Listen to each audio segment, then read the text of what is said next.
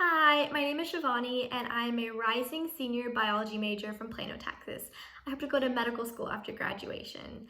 So I'm in the DIY diagnostic stream through the Freshman Research Initiative, and my lab focuses on finding diagnostic methods for health-based issues.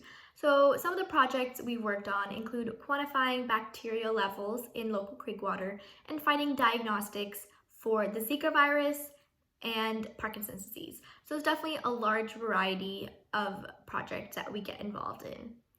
And one of the really cool things about DIY diagnostics is that not only do we conduct wet lab research, but we have a lot of computer-based assignments as well. So we learn to code, we learn to 3D print.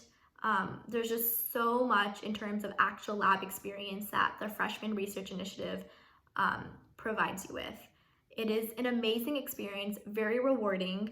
Not only have I learned so much, but I've also met some really good people who are just as passionate about science as I am. So I definitely recommend Freshman Research Initiative. It is so worth it, and it's very rewarding.